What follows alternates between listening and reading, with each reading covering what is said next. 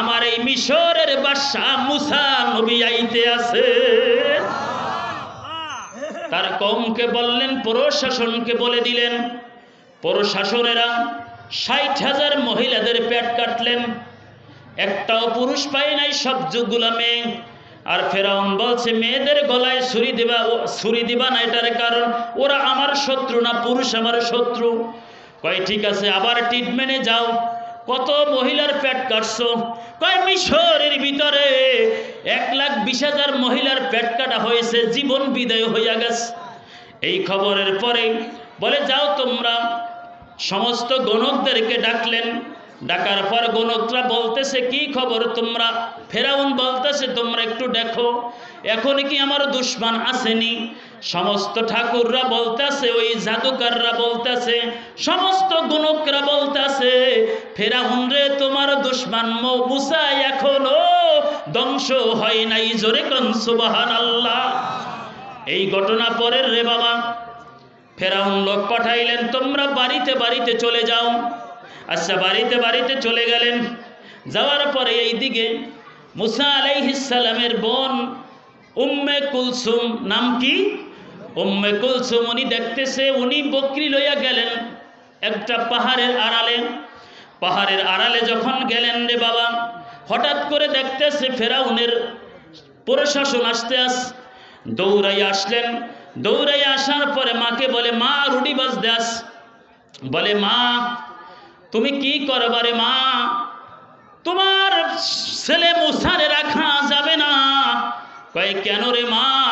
এই জন্য রে মা, ফেরাউনের সেনাবাহিনী আসতে আছে, আমাদের বাড়ির কাছে এসে গেছে। তোমার ছেলের এখন কি করবা? ওরা তো গলায় ছুরি দিয়া দিবে। বাবারে মা, কি জিনিস একটু কথাটা অন্তরের চক্ষু দিয়া শোনো। মুসা আলাইহিস সালামের মা টেনশনে পড়ে গেল, আমি কি করি? লাকড়ি চুলাই দিতে আস। হঠাৎ করে একটা গাইবি শব্দ আসছে, হে মুসার মা, কোনো টেনশন করি না, চিন্তার কোনো দরকার নাই। তোমার ছেলে মুসারে জ্বলন্ত আগুনে ঢুকাইয়া দাও।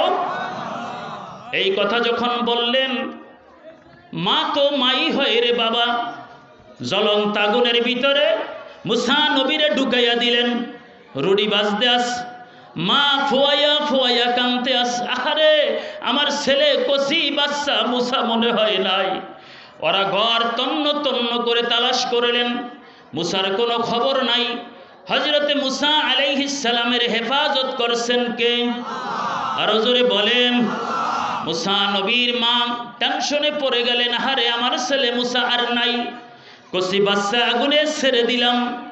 যখন প্রশাসন চলে গেলেন, মুসা নবীর মা ডাক দিয়া বলে, মারিয়াম রে, আমার ছেলে মুসা মনে হয় নাই। যা যা চুলার ভিতরে যাইয়া দেখো, একটা হাড্ডি পাওনি।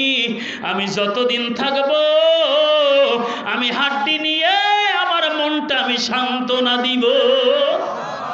দৌড়াইয়া গেলেন কানতে কানতে।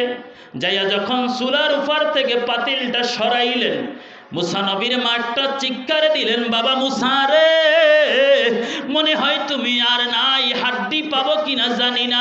মুসা নবী আগুন থেকে ডাক দিয়া বলে, মাগো তুমি টেনশন করিও না রে মা, আমি ওই আগুনের মধ্যে মনে হয় হাউজে কাউসারের পানি আল্লাহ দিতেছে, আমি মনে হয় জান্নাতুল ফেরদাউসের ভিতরে আছি।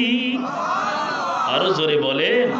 সেই জন্য কবি বলছে, বনে থাকে বনবাদুরি, ছাউনিয়া যায় সাথে, অমনি মায়ে ছাউ সারে না, পড়লে হাজার দুঃখে।